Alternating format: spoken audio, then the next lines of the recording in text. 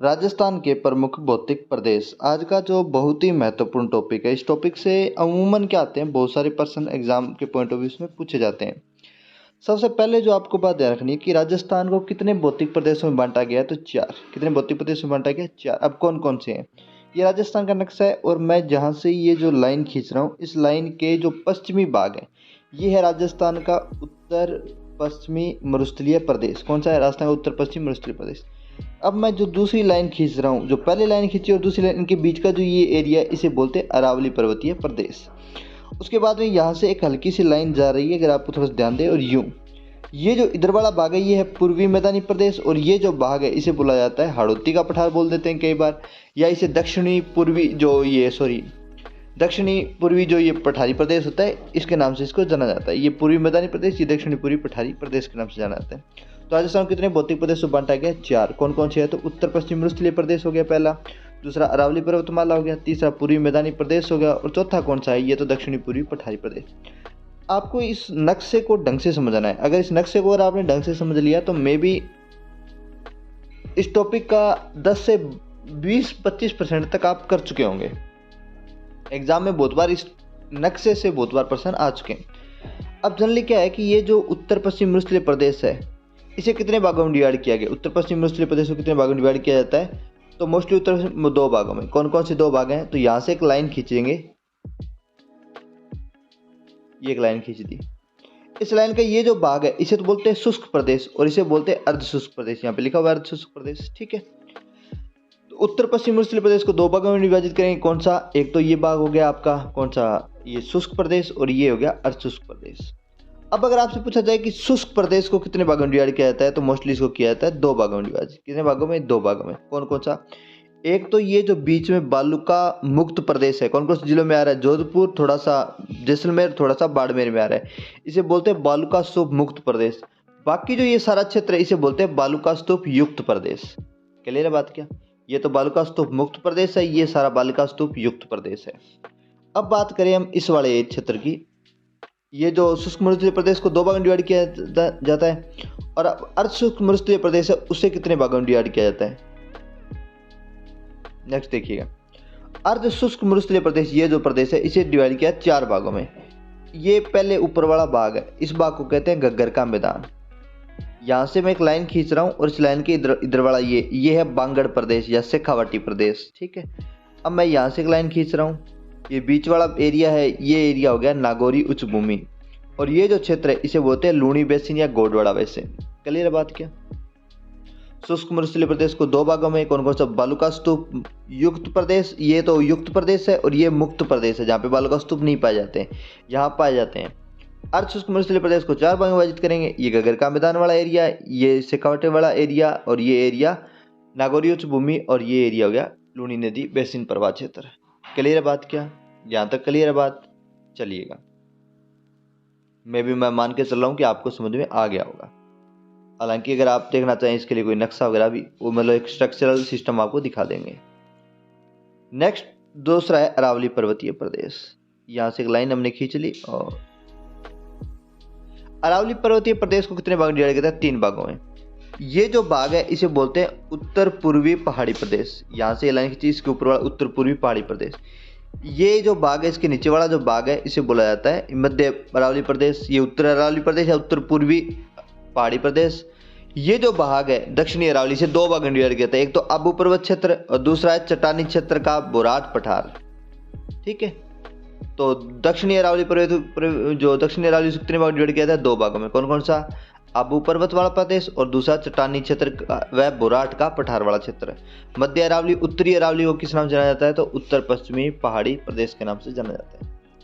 बाकी इसमें कोई खास आपको ज़्यादा समझने की जरूरत है नहीं। नेक्स्ट देखिएगा, मैदानी प्रदेश में आपको ज़्यादा दिक्कत आएगी नहीं, क्योंकि इसमें तीन प्रकार के मैदान पाए जाते हैं। एक तो बनास का मैदान, ये माई का मैदान, दूसरा बनास का मैदान, और तीसरा ये बाणगंगा का जो क्षेत्र है ये, ठीक है। तो तीन मैदानी प्रदेश को तीन भागों में डिवाइड करेंगे, माई का मैदान, बनास मैदान, और ये तीसरा जो भाग है आपका बाणगंगा जो नदी प्रवाह क्षेत्र, ये। अगर बात करें इस पठारी प्रदेश की तो इसे दो भागों में, ये तो एरिया है दक्कन का पठार, ये एरिया कौन सा है दक्कन का पठार, और इधर वाला जो एरिया इसे बोलते हैं विंध्यन कगार। ये करौली धौलपुर वाला एरिया ये तो विंध्यन कगार हो गया, और ये बाकी जो एरिया हो गया इसे कौन सा एरिया बोलते हैं दक्कन का पठार बोल देते हैं मोस्टली। तो दो भागों में हम किसको डिवाइड कर सकते हैं, हाड़ौती प्रदेश को डिवाइड कर सकते हैं। नक्शा समझ में आता ही मोटा मोटी आपको मामला लगभग समझ में आ जाएगा। नेक्स्ट शुरू करते हैं अपना आज का टॉपिक। पहला जो हमारा टॉपिक है वो है राजस्थान उत्तर पश्चिमी मरुस्थलीय प्रदेश। इसके बारे में कुछ खास बातें, हालांकि आगे भी रिपीट हो जाएंगी। यहाँ से देखते हैं अपने उत्पत्ति। थार के मरुस्थल का निर्माण कब हुआ, तो कौन से युग में होता है, तो कार्बोनिफेरस युग में होता है। और यहाँ पे मानवों का उद्भव कब से हुआ, प्लेस्टिनो युग में। ठीक है, प्रमुख कार्बोनिफेरस युग में यहाँ पे क्या विस्तृत समुद्र है। अगर आपको ये प्रमुख कार्बोनिफेरस प्लेस्टिनो समझना है तो इस सीरीज का जो पहला भाग है राजस्थान के भूतात्विक प्रदेश, ये भौतिक प्रदेश वो भूतात्विक प्रदेश है, उस टॉपिक को पढ़िए। उसमें ये क्लियर कट दिया गया है कि कैसे इनका स्ट्रक्चर क्या है, सीक्वेंस क्या है, सब दिया गया है। प्रमुख कार्बोनिफेरस काल में यहाँ पर विस्तृत समुद्र था। ज्यूरेसिक, क्रिटेशियस और इयोसिन काल में यहाँ से समुद्र खिसकने लगा। प्लिस्टोसिन काल में यहाँ पर मनुष्य का प्रादुर्भाव हुआ और यहाँ पे मरुस्थल बनना शुरू हुआ। लेकिन मानवीय क्रियाकलापों ने मरुस्थल बनाने में महत्वपूर्ण भूमिका निभाई है। पशुचारण, निर्वनीकरण, मृदा एवं जल का अनुचित प्रबंधन, ये प्रमुख कारण है जिनके कारण यहाँ पर क्या मरुस्थल पनपा। ईसा पूर्व 4000 से लेकर 1000 वर्ष के मध्य क्षेत्र में पूर्ण मरुस्थलीय दशाओं का विकास हो, मतलब हड़प्पा जो सभ्यता थी, सिंधु घाटी सभ्यता थी, उससे पहले यहाँ पर मरुस्थल विकसित हो चुका था। नेक्स्ट है वर्तमान में एक सर्वे के अनुसार सामान्यतः विस्तार के कारण, मतलब अगर सर्वाधिक विस्तार, अगर एक नंबर पर पूछे राजस्थान में सर्वाधिक मरुस्थल विस्तार का कारण, मरुस्थल निर्माण का कारण नहीं है, ये तुम वर्ड को नोट कर लेना, ये मरुस्थल के विस्तार का कारण है। टॉप में चल रही है वायु। दूसरा कारण है जल का। हालांकि दूसरा कारण जनरली पूछा जाता है ना, तो हम क्या सोचते हैं कि राजस्थान में जल दूसरा कारण मरुस्थलीकरण का, सोचते नहीं है, पर दूसरा कारण जल है। तीसरा वनस्पति विनाश से मरुस्थलीकरण, चौथा लवणीकरण, और पांचवा है जल प्लावन एवं अन्य मानवीय कारक। तो इनका योगदान लिखा हुआ है 44% वायु से, 11% लगभग जल से, वनस्पति से 6.25%, लवणीकरण 1% और जल प्लावन में अन्य मानवीय कारक 6। ठीक है, तो ये प्रमुख कारण है राजस्थान में मरुस्थल के विस्तार के। नेक्स्ट देखिएगा, थार के मरुस्थल का अवशेष। थार का मरुस्थल किसका अवशेष माना था, टेथी सागर का। यहाँ प्रमुख कार्बोनिफेरस और प्लिस्टोसिन युग में क्या था, टेथी सागर था। यहाँ से पाई जाने वाली खारे पानी झीलों, इसी का अवशेष माना जाता है। राजस्थान का जो मरुस्थल है ये सहारा मरुस्थल या ग्रेट आर्कटिक पेलियो का विस्तार भी माना जाता है, माना जाता है कि सहारा मरुस्थल की जो रेत है वो उड़कर कहाँ धीरे धीरे ईरान, इराक, अफगानिस्तान, पाकिस्तान और फिर थार के मरुस्थल में आई है उड़ करके, ऐसा भी माना जाता है। ठीक है, नेक्स्ट लिखिएगा, तो ध्यान रखिएगा ये राजस्थान का मरुस्थल किसका विस्तार माना जाता है, सहारा मरुस्थल का, अफ्रीका वाले सहारा मरुस्थल का। अपने कई बार सोचते नहीं कि अफ्रीका कहाँ और कहाँ इंडिया, नहीं। नेक्स्ट, इसी मरुस्थल की विशेषता इसमें पाई जाती, मतलब जो इस कारण हम क्या है सहारा मरुस्थल के बराबर तुलना कई बार किसकी कर लेते हैं, थार की कर लेते हैं। अब जैसा सहारा में वैसा थार में है या नहीं है, हालांकि उच्च स्तर का नहीं है जिस स्तर का हम सोच रहे हैं। सहारा में तो मरुस्थल के मतलब इतने सुंदर एग्जाम्पल्स आपको मिलेंगे कि क्या कहने। महान मरुस्थल, ये वो मरुस्थल है जो पूर्णतः रेत ही रेत है। ठीक है, सबसे शुष्क मरुस्थल है, इसे बोलते हैं इर्ग। क्या बोलते हैं, इर्ग। ठीक है, रेत ही रेत है, इर्ग बोलते हैं मरुस्थल का सबसे शुष्कतम। नेक्स्ट, चट्टानी मरुस्थल, जहाँ पे चट्टान वगैरह पाई जाती है, ऐसा मरुस्थल थार जो सहारा में किस नाम से जाना जाता है, हमादा। सहारा में किस नाम से जाना जाता है, हमादा। इसमें क्या कठोर चट्टानें पाई जाती है, वो जो मैंने बालू का स्तूप मुक्त प्रदेश करवाया था 3 जिलों में, किसमें, बाड़मेर, जैसलमेर, बीकानेर, ये बालू का स्तूप मुक्त प्रदेश है। रामगढ़, पोखरण, ध्यान रखिएगा। पथरीला मरुस्थल, जहाँ पे थोड़े पत्थर टाइप पाए जाते हैं, बाप बोल्डर, बादुका, बालूका स्कूम जो पाए जाते हैं वो एरिया, तो ये पथरीला मरुस्थल कहाँ पे है, तो ये जनरली सहारा में से बोलते हैं रेग, जैसलमेर, रामगढ़, रुद्रवा क्षेत्रों में ये पाया जाता है। नेक्स्ट है लघु मरुस्थल। मान मरुस्थल को मोस्टली लघु मरुस्थल के नाम से जान लिया जाता है। ठीक है, तो ये मरुस्थल, ये जो मैंने अभी टॉपिक करवाया कंफ्यूज मत होना, ये जो अभी हम बात की है ये रेग, इर्ग, हमादा क्या है, तो ये समानताएं हैं सहारा मरुस्थल की राजस्थान के थार मरुस्थल में, क्योंकि ये माना जाता है कि ये उसी का विस्तार भी है। टेथी सागर था, टेथी सागर से समुद्र खिंच गया और धीरे धीरे यहाँ पे रेत आई है। अब रेत कहाँ से आई है, तो वहां से आई है। कुछ रेत वहां से आई है, कुछ रेतों को नदियां बहाकर लेके आई है। जैसे यहाँ पे नदियों का विस्तार, नदियों द्वारा बहाकर लाएगी गाद, तो सरस्वती नदी यहाँ से बहती थी, तो वो गाद वगैरह जमी है, उसके कारण ये समुद्र का यहाँ से खिसका है। थार के मरुस्थल का विस्तार, मोस्ट इंपॉर्टेंट टॉपिक। ठीक है, ये परसेंटेज याद रख लेना, पेपर में आए हुए परसेंटेज हैं। थार के मरुस्थल के विस्तार में पाकिस्तान में पूरा थार का मरुस्थल को 100% माना जाए तो कितने प्रतिशत पाकिस्तान में? 15%। भारत में कितना? 85%। और पूरे 100 में से 58% का है राजस्थान में। पूरे 100 का 58% का है राजस्थान में। और पंजाब में कितना है? 8%। गुजरात में कितना है? 13% और 6% का हरियाणा में। टोटल देख लेना, ये लगभग 66 और 6 72 और 80 35, ठीक है, 85 बन रहे हैं टोटल। पूरे 100% का 85, और इस 85 में 58 तो इधर राजस्थान में, पंजाब, गुजरात और हरियाणा। सीक्वेंस भी पूछ सकता है आपको, सर्वाधिक कहाँ पाया जाता है? राजस्थान में। दूसरे नंबर पर कहाँ पाया जाता है? गुजरात में। तीसरे नंबर पर पंजाब में, और चौथे नंबर पर कहाँ है? तो हरियाणा में। कुल थार मरुस्थल का विस्तार भारत व पाकिस्तान में। ये मोस्टली ध्यान रखिए, परसेंटेज ध्यान रखिए, एग्जाम में आए हुए, एग्जाम के पॉइंट ऑफ व्यू से बहुत इंपॉर्टेंट है। ये तो हो ही गया नक्शा आपका। क्षेत्रफल पूरे राजस्थान के 61.11% भूभाग पर क्या है? मरुस्थल है। ध्यान रखिएगा। जनसंख्या कितनी है? 40%। कितने जिले हैं? 12। नवीन शोध में अगर पूछा जाए कितने जिले हो गए हैं तो 17। ये 17 जिलों में अपना विस्तार दिखा रहा है। 5 जिलों नए हैं जहाँ पे ये अपना क्या दिखा रहा है? विस्तार दिखा रहा है। ठीक है, वैसे अगर सीधा प्रश्न आए कितने जिलों में है तो फिर 12 ही करना है हमें, लेकिन कितने नवीन जिलों में विस्तार हुआ है इसका तो फिर हम 17 कर देंगे। एग्जाम में आया हुआ प्रश्न है 61। देखिए उस एग्जाम में क्वेश्चन ये आया था कि कितने क्षेत्र में मरुस्थल का विस्तार नवीन शोध के अनुसार हो चुका है, तो 61.11% से थोड़ा बड़ा ही है। समुद्र तल से ऊंचाई कोई 200-300 मीटर है। ये राजस्थान का सबसे, मतलब भारत का या राजस्थान का ऐसा क्षेत्र है जो समुद्र तल सबसे कम ऊंचा है, सबसे नीचा एरिया है राजस्थान का ये। विशेषताएं बात करें, पूरे विश्व के अकॉर्डिंग बात करें तो इसकी 2 विशेषताएं, सर्वाधिक जैव विविधता वाला मरुस्थल है और सर्वाधिक जनसंख्या एवं धनी मरुस्थल है विश्व में। अगर बात करें तो भारत में बात करें तो निम्न वायुदाब केंद्र का निर्माण करता है। भारत में निम्न वायुदाब केंद्र का निर्माण 2 ही जगह होता है, एक तो तिब्बत के पठार में होता है और एक थार के मरुस्थल में होता है।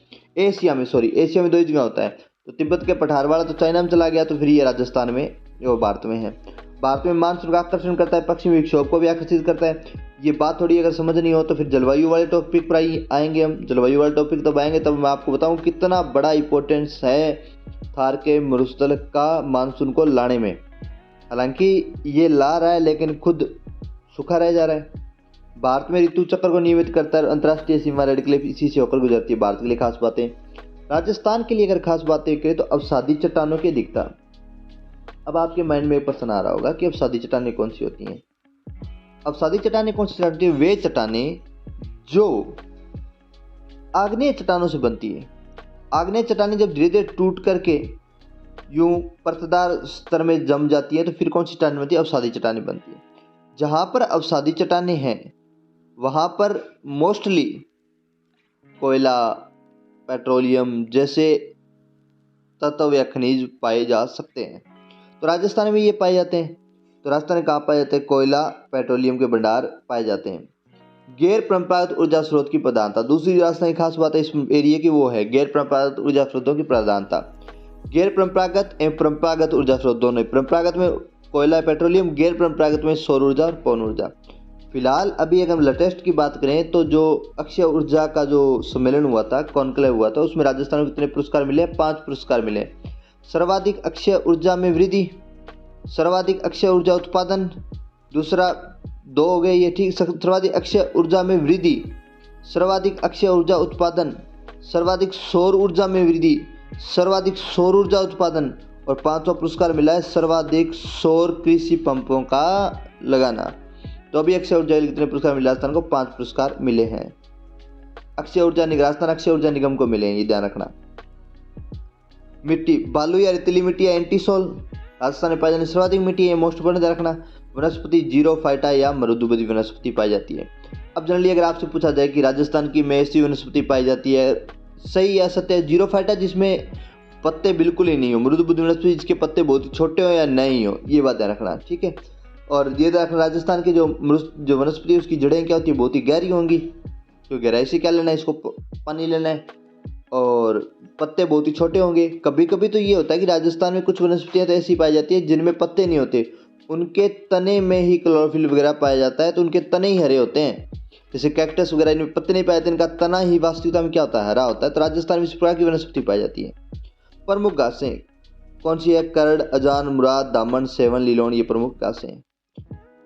थार के मरुस्थल की प्रमुख स्थलाकृतियां हैं, प्रमुख स्थान अगर बात करें तो चंदन नलकूप, ये कहाँ पाया जाता है, जैसलमेर में। थार मीठे पानी का कुआं है, लाठी सीरीज में स्थित है। ये मोस्ट इंपोर्टेंट आंकड़ा, लाठी सीरीज क्या है, ये एक भूगर्भिक जल पट्टी है, बहुत बार एग्जाम में आया हुआ है। अभी हम पुराने प्रश्नों की जब बात करेंगे तो आपको पता भी चल जाएगा कितनी बार एग्जाम में आया हुआ है, कितना इंपॉर्टेंट टॉपिक है ये।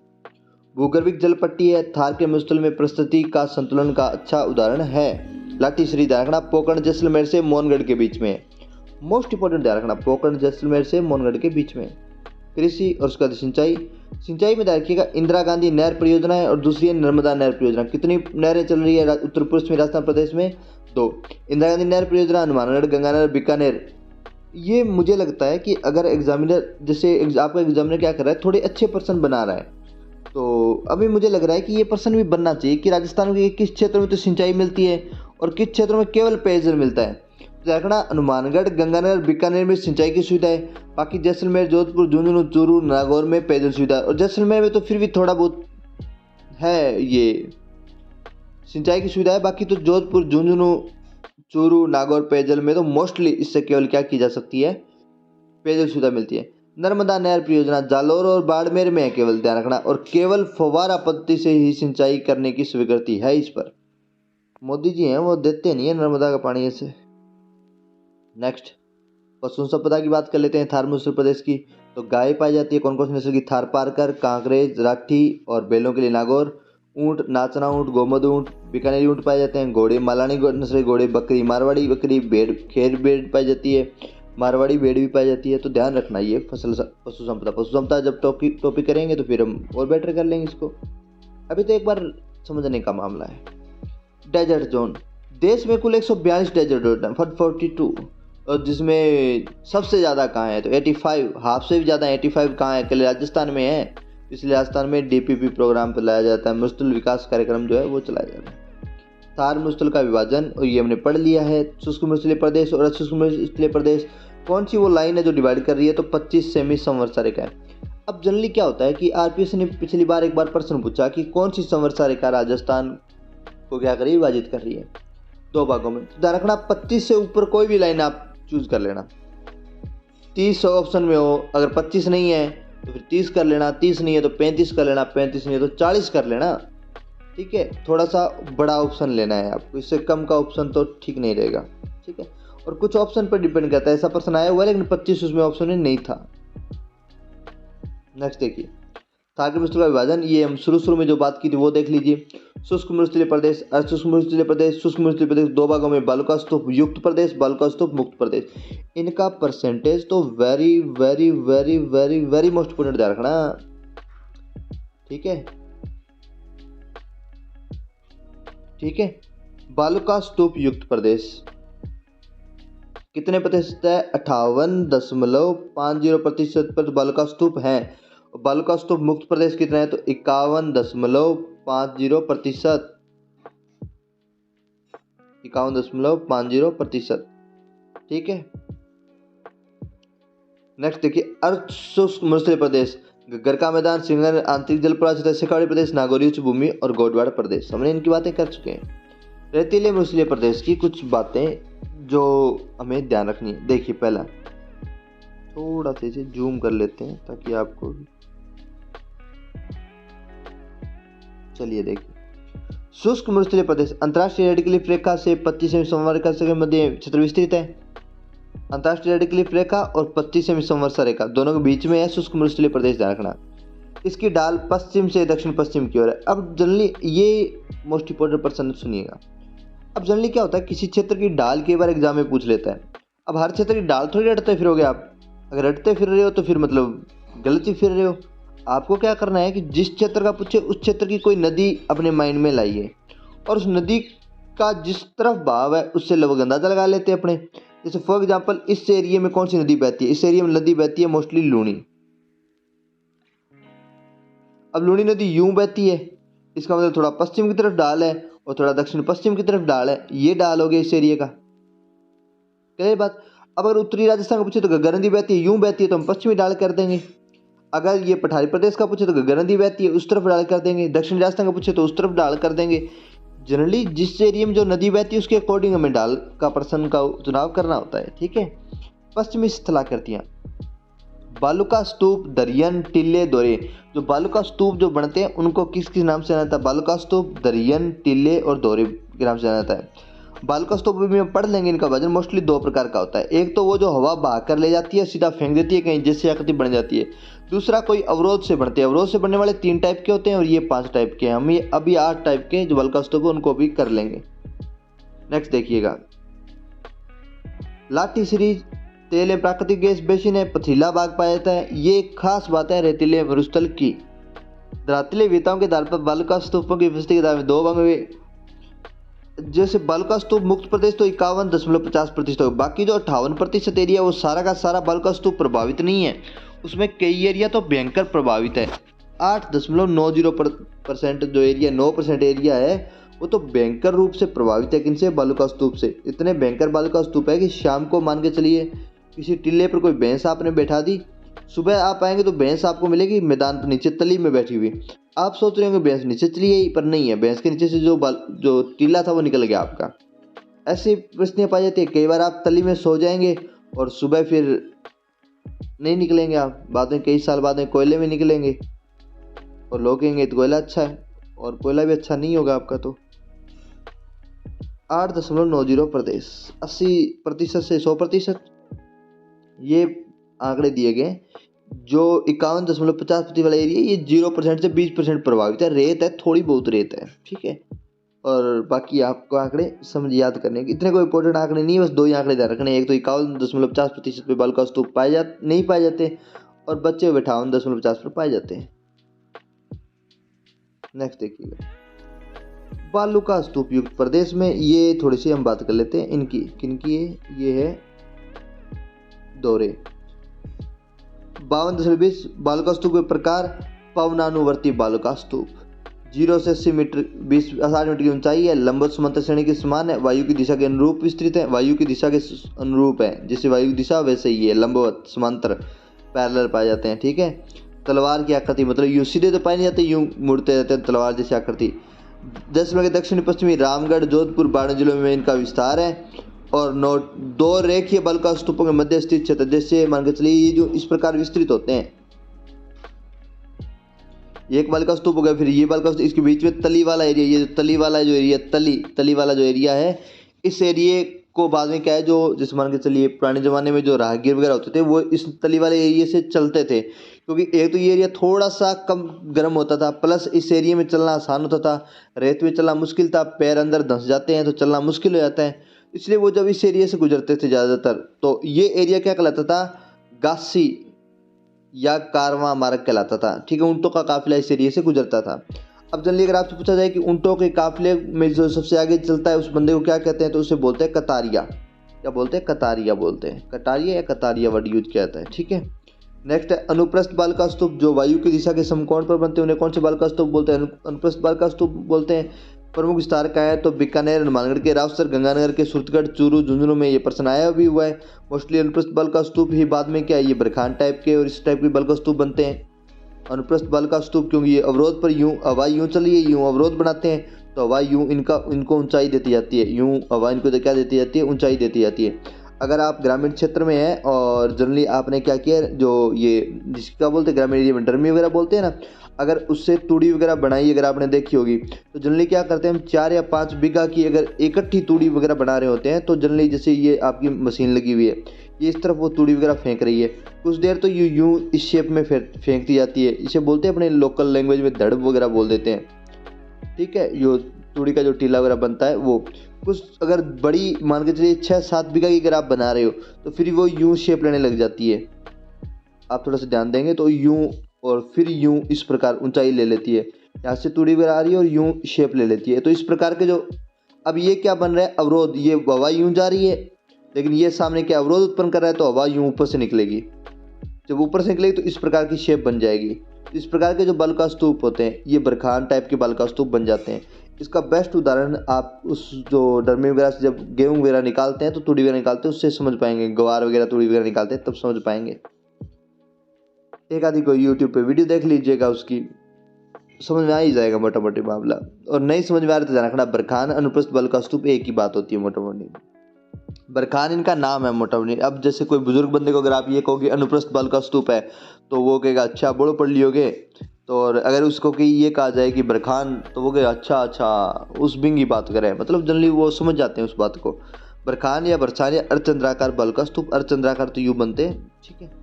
और अनुप्रस्थ बल का स्तूप का बड़ा रूप है, ये भैंस के सिंग के समान होते हैं। अब जनरली क्या है कि जरूरी थोड़ी है भैंस का ही सिंग हो, जनरली ये तो क्या होता है कि एक बार एग्जामिनर ने पूछ लिया तो किताबों में आ जाता है कि भैंस के सिंग के समान।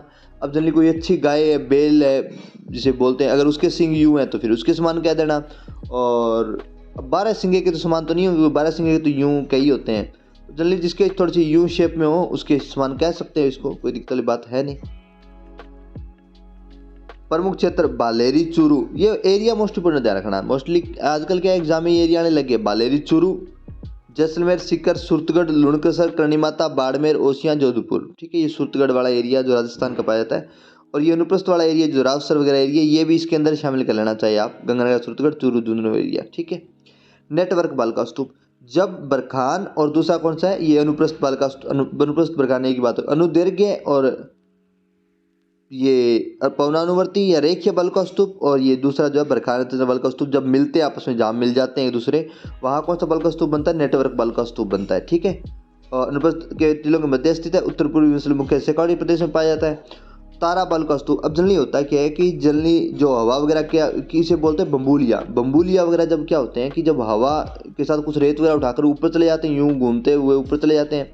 अब जनरली होता है क्या है कि इसके केंद्र में निम्न वायुदाब होता है, बार उच्च वायुदाब होता है। कभी जब ये किसी अवरोध से टकराता है या कहीं, तो इसके अंदर क्या है जो निम्न वायुदाब केंद्र होता है उसमें हवा को जाने का मार्ग मिल जाता है। तो ये जब खत्म होता है बल का स्तूप, ये जो बम्बूलिया टाइप खत्म होता है, तब ये अचानक से खत्म होता है। और जब ये अचानक से खत्म होता है तो यूं ऊपर चढ़ा हुआ है, अचानक से खत्म रेत लेकर, और जब अचानक से खत्म होता है सारी रेत यहीं गिरा देता है, सारी रेत वहीं गिरा देता है जहाँ पर ये मोस्टली खत्म होता है। और जब यहाँ पे रेत गिराता है तो जैसे मान के चलिए आप मुट्ठी में कुछ रेत भरी है, उसे ज़मीन पर फर्श पर यूँ फेंकेंगे तो वो यूँ यूँ यूँ बिखर जाएगी, बीच में कुछ बड़ा एरिया बाकी यूँ बिखर जाएगी। तो इस प्रकार का जो बल का स्तूप बनते हैं उन्हें स्टार बल का स्तूप या तारा बल का स्तूप बोल देते हैं जैसलमेर के। और ये जनरली कहाँ पाए जाएंगे, अब जैसे फॉर एग्जाम्पल आप मतलब मोटा मोटी सोच के देखिए कि रेत पड़ी है बहुत सारी और उसमें आपने थोड़ी रेत और फेंक दी, तो वहाँ पे स्टार बल का स्तूप बनेगा क्या, नहीं बनेगा। और फर्श पे अगर आप फेंकेंगे तो वो बिखरेगी तो बनेगा। तो जनरली कहाँ पाए जाएंगे ऐसे बल का स्तूप, वहीं पाए जाएंगे जहाँ पे थोड़ा सा एरिया क्या होता है, पथरीला होता है। या फिर बल का स्तूप मुक्त प्रदेश, तो मोस्टली उदाहरण देख लीजिए मौनगढ़, सुरतगढ़, अमादा क्षेत्र, जहाँ पे ऐसे पाए जाते हैं। अवरोध से निर्मित बल का स्तूप, पैराबोलिक बल का स्तूप मोस्टली ध्यान रखना, और अवरोधी बल का स्तूप और सब्र काफिज बल। पैराबोलिक जो होता है वो बड़ी जाड़ी से होता है, अवरोधी बल का स्तूप कोई चट्टान पहाड़ इनसे बनता है, और सब्र काफिज बल का स्तूप का होता है वो छोटी झाड़ियों से बनते हैं, ठीक है। मोस्टली समुद्रों के किनारे आपको रेतीले जो तट होते हैं वहाँ पे देखने को ज़्यादा मिल सकता है। पिक्चर वगैरह भी है लेकिन इस स्लाइड में अपलोड नहीं की गई है, ठीक है। तो अगर नेक्स्ट जो स्लाइड आपको बनाएंगे उसमें पिक्चर वगैरह दिखा देंगे तो मोस्टली समझ में भी अगर आपको आ जाएगा। और क्या बल पैराबोलिक तो बड़ी अवरोध, और अवरोधी बल का स्तूप में ये हो गए और सब्र काफिज में ये हो गए, ठीक है। अब पैराबोलिक बल का स्तूप में देखिए बड़ी वनस्पति कवरों से निर्मित नियमित निर्माण, जोधपुर, झुंझुनू, नागौर, पाली, ये सारे अर्धशुष्क मरुस्थलीय प्रदेश है जहाँ पर बड़ी वनस्पतियाँ पाई जाती हैं। शुष्क मरुस्थलीय प्रदेश में बड़ी वनस्पतियाँ नहीं पाई जाती सामान्यतः, यहाँ पाई जाती तो यहाँ ये बनेंगे। महिलाओं की हेयर पिन के समान होता है, मोस्टली यूं शेप ही होता है थोड़ा सा, तो कहीं भी अगर आप ऐसा शेप बना, उल्टा होता है थोड़ा, सॉरी, यूं शेप कहीं भी बना लेंगे वहाँ महिलाओं की हेयर पिन या कोई और वस्तु अगर आपको इस शेप में नजर आ रही है तो उसके समान होता है। तो एक बार क्या होता है जो एग्जामिनर होता है वो कोई बात पूछ लेता है तो फिर वो उसी के समान बताने लग जाता है महिलाओं की हेयर पिन, मतलब मोटा मोटी यूं शेप बनती है। अवरोध यूं आता है तो यूं बन जाती है, टकराते जाते हैं और यूं बनता जाता है, बस इतना ही है। अवरोधी बल का स्तूप, पहाड़, पठार, पहाड़ी चट्टान, मोटी रेत के जमाव से निर्मित जमी हुई रेत, मोटी रेत होलबेक कहलाती है। मोस्टली ये अवसादी चट्टानों के एग्जाम्पल्स में माने जाते हैं। बाद में धीरे धीरे पर वनस्पति वगैरह भी उग जाती है, ठीक है। द्रास, इस प्रकार निर्मित पहाड़ी बड़ी पहाड़ी को द्रास कहते हैं। कवेस्टा, द्रास का जब अप्रजन हो जाता है तो उसे कवेस्टा बोल देते हैं। पुष्कर, बुड्ढा जोड़, जोबनेर, सीकर की पहाड़ियाँ मोस्टली ये पाई जाती हैं। जो अवसादी चट्टानें बनी हुई हैं, चट्टानें दो, एक तो आग्नेय चट्टानें होती है अवसादी, जो अवसादी चट्टानें बनी हुई है मोस्टली वो सारी इसी श्रेणी की हैं। सब्र काफिज बल का स्तूप, छोटी छोटी झाड़ियों घास के झुंड वगैरह के पास अगर कोई रेत इकट्ठी हो जाए तो टीला बन जाए, कोई टीला बन जाए तो उसे हम सब्र काफी बालू का स्तूप बोलते हैं। बालू का स्तूप मुक्त प्रदेश, इसका ये देखिए पोकरण, फलोदी और बालोतरा बाड़मेर के बीच का जो एरिया है, मोस्टली ये एरिया कौन सा, बालू का स्तूप मुक्त प्रदेश है। जैसलमेर, बाड़मेर और जोधपुर। ठीक है, नाम राम, जैसलमेर में थोड़ा और ध्यान रखना, रामगढ़ ध्यान रखना, मोहनगढ़ भी ध्यान रख लेना क्योंकि वहाँ पे लाठी सीरीज वगैरह है। तुम रामगढ़ और मोहनगढ़ दो नाम और ध्यान रखना लेना पोकरण में, पेपर में प्रश्न आया हुआ है, ध्यान रखना। ये बालुका स्तूपों का पूर्णतः अभाव इस एरिया में पाया था बालुका स्तूप मुक्त प्रदेशों में। टर्सरी काल से प्लीस्टोसीन काल की पर्दा चट्टान है, चूने की चट्टानों की प्रमुख है। इन चट्टानों से जुरासिक काल में आकलवुड फॉसिल पार्क, आकलवुड तो जनरली फॉसिल पार्क जनरली क्या है, जैसलमेर के दक्षिणी भाग में एक स्थान है जहाँ पर क्या है प्राचीनतम जीवाश्म मिले। प्राचीनतम मतलब डायनासोर के भी कुछ जीवाश्म वगैरह मिले हैं, तो इसलिए उसको आकलवुड फॉसिल पार्क के नाम से जाना जाना था। आकल तो मे भी गांव होगा और वुड लकड़ियाँ प्राचीन, और फॉसिल लकड़ियों के जीवाश्म वगैरह पाए जाते हैं, इसलिए आकलवुड फॉसिल पार्क बोलते हैं। इस प्रदेश की अवसादी शैल समूह में भूमिगत जल व तेल गैस के अच्छे भंडार है। भूमिगत जल कहाँ पाया जाता है, लाठी सीरीज में पाया जाता है। गैस का रामगढ़ क्षेत्र में, और पेट्रोलियम का है तो लोतरा बाड़मेर वाले क्षेत्र में पाया जाता है। इस क्षेत्र में क्या बनाया जा रहा है, सीज बनाया जा रहा है, SEEG सीज। अब जनरली क्या होता है कि पूरे राजस्थान में क्या है कि रेत ही रेत है, सॉरी धूप ही धूप है। पूरे राजस्थान में ये सोलर पार्क वगैरह नहीं बनाए जा सकते, क्योंकि जनरली क्या होता है कि अगर आपने सोलर पार्क की प्लेट लगाई को हवा ने मिट्टी बहाकर लाई और आपकी सोलर पार्क की जो प्लेट है इसको दबा दिया उसने हवा ने, तो फिर क्या होता है, फिर रोजाना साफ करने के लिए बंदे रखने पड़ेंगे आपको। इसलिए ये जो पथरीला एरिया, ये आदर्श स्थितियाँ पाई जाती है इस क्षेत्र में, क्योंकि यहाँ पे पथरीला एरिया है, रेत वगैरह ज़्यादा उड़ती नहीं है तो, और धूप भी अच्छी मिलती है, तो इसलिए आदर्श एरिया माना जाता है। ठीक है, नेक्स्ट देखिएगा सीज क्या है। सेज, एक तो सेज है, ये स्पेशल इकोनॉमिक जोन होते हैं, रिको द्वारा विकसित किया जाता है। किसके द्वारा विकसित किया जाता है, इको के द्वारा। इकोनॉमिक जोन होते हैं। सीज एस सोलर एनर्जी एंटरप्राइजेस जोन। ठीक है, ये इस एरिया में कहाँ है, तो इस बालुका स्तूप मुक्त एरिया में ही है। और अक्षय ऊर्जा निगम तो जानते ही हैं, आपको 5 पुरस्कार मिले हुए, अभी तो फिर भी जानते हैं लोग इसको अच्छे से। ठीक है, और इसी के साथ ये पहला भाग तो हमारा एक बार पूरा होता है। ये 30 मिनट 32 मिनट हो गए हैं, तो बड़ा टॉपिक है थोड़ा सा। ठीक है, आप इसको रिवाइज करने के पॉइंट ऑफ व्यू से पढ़िए रहिए, सब्सक्राइब करते रहिएगा और शेयर करते रहिए ज़्यादा से ज़्यादा। पूरा टॉपिक करवा देंगे, बेस्ट कंटेंट दिए गए हैं। इस कंटेंट में कहीं भी कुछ भी नहीं छोड़ा है हमने, मतलब ऐसा कुछ नहीं छोड़ा है जो हम क्लास में करवा रहे हैं और आपको नहीं करवा रहे हैं। ठीक है, मतलब वो धोखेबाजी वाली बात बिल्कुल भी नहीं है, बिल्कुल गुणवत्तापूर्ण प्रोडक्ट आपको दिया गया है। आगे की क्लास में भी पूर्ण गुणवत्तापूर्ण होंगी। शेयर कीजिए, सब्सक्राइब कीजिए और रिवाइज कीजिए, बार बार रिवाइज कीजिए, बार बार रिवाइज कीजिए। PDF के लिए आप टेलीग्राम चैनल पर आइए हमारे। ठीक है।